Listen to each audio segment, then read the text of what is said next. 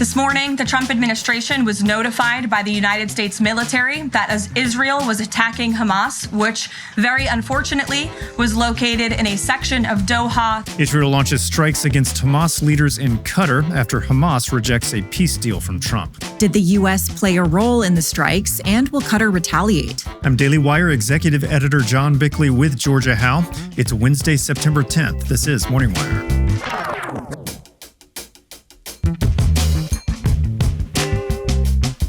Over 1 million jobs thought to once exist are now gone after the Bureau of Labor Statistics slashed its count. So how can the Fed make a good choice, a good decision, if they're given just horrible data? Could this lead to a rate cut from the Fed? And Congress opens the floor for testimony regarding firsthand accounts of UFOs. I think what the American people should think when seeing that video is that there is something out there, and we should know as the people what it is. Thanks for waking up with Morning Wire. Stay tuned. We have the news you need to know. With everything going on in the world lately, it's no wonder people are focused on protecting their financial future. One option you may not have considered recently is life insurance, which gets significantly more expensive as you age. The difference is dramatic. What you'd pay in your 20s or 30s could easily double by your 40s. That's why it's time to look into SelectQuote. Life insurance does not have to be complicated. SelectQuote has been helping people like you and me for over 40 years finding the right coverage at the best price from top-rated companies. Here's how it works. Their agents do all the heavy lifting. They'll compare plans that fit your health, lifestyle, and budget, all completely free. You can even get coverage that same day up to $2 million with no medical exam required. Got pre-existing conditions like diabetes or high blood pressure? No problem. SelectQuote works with companies that cover people with health conditions. Just head to SelectQuote.com and an agent will call you with options tailored specifically to you. They shop, you save. Life insurance is never cheaper than it is today. Get the right life insurance for you for less and save more than 50% at SelectQuote.com/morning. Save more than 50% on term life insurance at SelectQuote.com/morning today to get started. That's SelectQuote.com/morning. Israel conducted a precision strike Tuesday against senior Hamas leaders operating out of Qatar. The dramatic move comes as President Trump has come up with a new proposal to pause the war in Gaza. Joining us now from Israel is Daily Wire reporter Tim Pierce. Hey, Tim, so you've been on the ground there as this new major development's taken place. Israel's operation in Qatar yesterday. Let's start there. What do we know so far about that strike? Yeah, the targets were top Hamas officials that have lived in Qatar as a sort of protected refuge outside of Gaza. This appears to be the first time that Israel has struck Hamas officials who have lived there and run Hamas from Qatar. Qatar immediately condemned the attack. It called it a blatant violation of all international laws and norms and said it would investigate, but it was vague on if it intends to actually retaliate. Israel took full responsibility for the attack, saying it was a solo venture. White House Press Secretary Caroline Leavitt said Wednesday that the U.S. was notified ahead of the attack and that it, in turn, notified Qatar. Here's Leavitt. President Trump immediately directed Special Envoy Witkoff to inform the Qataris of the impending attack, which he did. The president views Qatar as a strong ally and friend of the United States and feels very badly about the location of this attack. President Trump wants all of the hostages in Gaza and the bodies of the dead released, and this war to end now. President Trump also spoke to Prime Minister Netanyahu after the attack. The Prime Minister told President Trump that he wants to make peace, and quickly. President Trump believes this unfortunate incident could serve as an opportunity for peace. According to Dr. Eyal Pinko, he's a senior researcher at the Begin Sadat Center for Strategic Studies in Israel. The Jewish state can certainly expect some sort of response from Hamas over this strike. While this is a meaningful hit on top Hamas officials, there are still leaders left inside the terror group to direct any retaliation. All right, so we're expecting some sort of retaliation from Hamas at some point. Now, this came after President Trump put forward a new ceasefire proposal for the war in Gaza. What happened there? Right. Just a couple days ago, President Trump said that Hamas would face consequences if it refused a ceasefire agreement to release all 48 remaining hostages. Here's Trump talking about that offer. It's a hell of a problem. Again, it's a problem we want to solve for the Middle East, for Israel, for everybody. But it's a problem we're going to get done. So they have hostages. It could be a little bit less than 20 because they tend to die, right? They tend to die. Even though they're young people largely, they're dying. Young people don't die. Young people stay alive. But with this whole thing, they tend to die. Hamas rejected that proposal yesterday. The terror group called it a humiliating surrender document, and then Israel's strike on Hamas leadership took place not long after. Under the Trump proposal, Hamas had to agree to release the hostages, and in exchange, Israel would have released thousands of Palestinian prisoners. And then the United States would have monitored a ceasefire while Israel and Hamas negotiated an end to the war. Now, before we let you go, we also just saw this week an attack at a bus station in Jerusalem. What exactly took place there? Yeah, I received a briefing on the attack from IDF spokesman Captain Adam Ida on Monday. Here's what he said. We just saw what's happened today in Jerusalem earlier in the morning, when we had 6 casualties, 6 people, innocent people who lost their lives. When 2 Palestinians came from Ramallah, people just out of a bus and out of nowhere, they're just getting shot, and people losing their lives out of nowhere without doing anything bad to anybody. And this is our reality. This has been our reality in Israel. In addition to those 6 casualties, 12 were wounded and 6 of those seriously. I should also note that Hamas has claimed responsibility for that terror attack. A really alarming incident. And again, stay safe while you're there on the ground in Israel. Tim, thanks so much for reporting. Thanks, John. Will do. A new report shows the U.S. labor market was considerably worse than reported last year, angering President Trump and setting off alarm bells on Wall Street. Daily Wire senior editor Cabot Phillips is here to break it all down. So Cabot, walk us through this report. What did we find out? Yeah, so every year, the Bureau of Labor Statistics sorts through their last year's numbers and then issues revisions to those initial reports. Now, typically, these annual revisions might result in a 3% increase in jobs here, a 5% decrease there. Nothing too crazy. But on Tuesday, the Bureau revised last year's data, showing that the actual number of jobs added was down by more than 50%. So they were off by over 50%.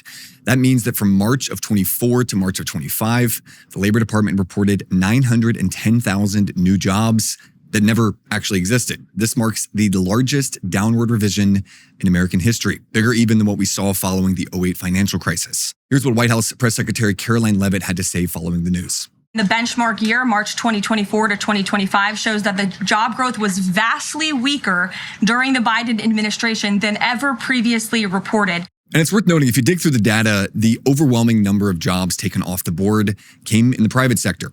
Government jobs only accounted for about 31,000 of the jobs revised down, while private sector jobs were overcounted by 880,000. White collar, blue collar, no one was spared. These revisions impacted virtually every industry. So the question, of course, everyone's asking is, how could they have been so off here? Well, the monthly reports are not actually based on data from the entire economy. Instead, every month, the Labor Department surveys a few thousand employers, finds out how many jobs they added, and then extrapolates those numbers out more broadly. Those reports come out fast and are hugely influential for stock markets and, importantly, the Federal Reserve. There's a good chance, though, that Fed Chair Jerome Powell would have lowered rates months ago if these numbers had been reported accurately the first time. There are plenty of people in Trump world who believe the timing of these revisions is no coincidence. Here's Leavitt again to that point. This makes it very clear that President Trump inherited a much worse economy by the Biden administration than ever reported. And it also proves that the Federal Reserve is holding our monetary policy far too restrictive. Interest rates are too high. The Fed needs to cut the rates because of the mess that we inherited from the Biden administration. And following the news, the White House was very quick to remind folks that this means the labor market slowdown began well before President Trump took office, and in their view was not the result of President Trump's tariffs or any other policy for that matter. Now, President Trump has complained about the Bureau of Labor Statistics. Does this play into his attempt to overhaul that department? Yeah, it absolutely does. He's been calling out the Bureau since retaking the White House, saying the American people and businesses simply have to be able to trust the numbers that they're getting. Remember, he fired the former head of the BLS last month after smaller monthly revisions were announced that showed the labor market has actually been much slower this summer than expected. And these new revisions only further reinforce his point and really provide new urgency for the overhaul that he's calling for when it comes to accurately tracking job growth. To that point, the White House released a statement Tuesday saying that the continued discrepancies, quote, underscore the urgent need for Congress to confirm E.J. Antoni and begin the major reforms needed to restore Americans' trust in the data after years of inaccuracy that has misled policymakers and eroded confidence. We spoke to one of the lawmakers who will be in charge of confirming Antoni. That's the new pick, Senator Roger Marshall. Here's what he had to say. And much like the CDC, everything is wrong with the Bureau of Labor Statistics. And I think today's report bears that out. So we need someone like Dr. Antoni, who I've interviewed, to come in there and turn that place upside down as well, to start over and figure out how to get better data coming in and then make better assessments of that data. Now, one silver lining here for the White House, by all accounts, this report does make it more likely that Fed Chair Jerome Powell will cut interest rates later on this month. So President Trump's been begging for cuts. Now we'll wait and see how large they might be if they do, in fact, happen. Well, I know a lot of people are hoping that's going to happen. Cabot, thanks for reporting. Absolutely. A group of whistleblowers alleged before Congress yesterday that the United States military is covering up evidence of UFOs. Here with a breakdown of the hearings is Daily Wire Washington editor Tim Rice. Hey, Tim. So is there life out there, Tim? It sure is starting to seem that way. Yesterday was actually the third congressional hearing about what experts call unidentified anomalous phenomena, or UAPs. The first was back in July 2023 when former Air Force official David Grush claimed that the government had recovered extraterrestrial crafts and even non-human biological material from alien pilots.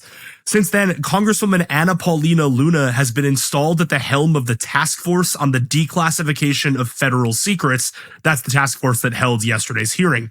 Speaking to Chris Cuomo earlier this week, Luna promised that the hearing would be historic. There are many people from all across the DOD, across the entire U.S. government.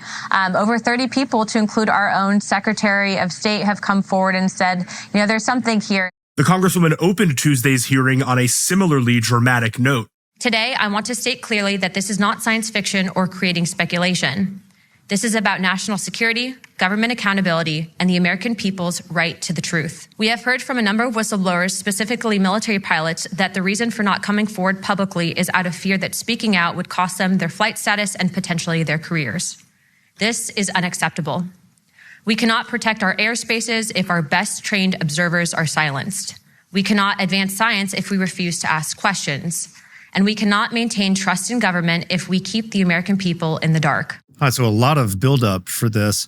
Who exactly did we hear from? Which whistleblowers spoke at this hearing? Yeah, there were 3 veterans, 2 of whom claimed to have witnessed UAPs themselves, and George Knapp, an investigative journalist who has prominently covered this issue for years.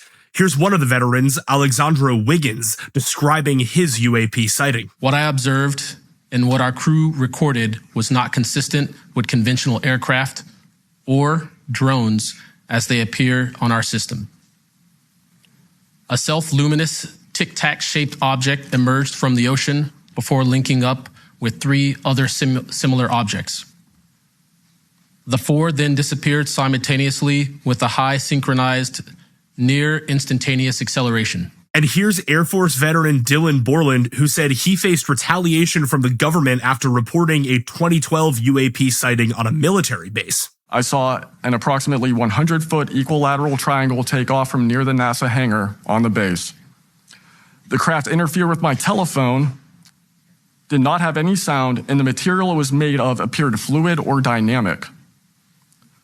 I was under this triangular craft for a few minutes, and then it rapidly ascended to commercial jet level in seconds, displaying 0 kinetic disturbance, sound, or wind displacement. The hearing's most shocking moment came when Missouri Congressman Eric Burleson shared a never-before-seen video of a Hellfire missile striking a UAP and seemingly having no effect. But perhaps even more shocking is the fact that lawmakers from both parties largely seem to agree that the government has been lying about UAPs and that they aren't going to be satisfied until they have answers. Florida Democrat Jared Moskowitz summed up the mood of the hearing pretty nicely. The narrative has changed, right? It's politically convenient for the government if you all weren't military folks in suits. It would be much better if you pulled up in Winnebagos and were wearing hats. This is now the second or third committee where we have former military folks with impeccable records, with information and knowledge. I don't really know what is true. I don't know on this subject. But I do know when we're being lied to. And we are definitely being lied to. There's just no doubt about that.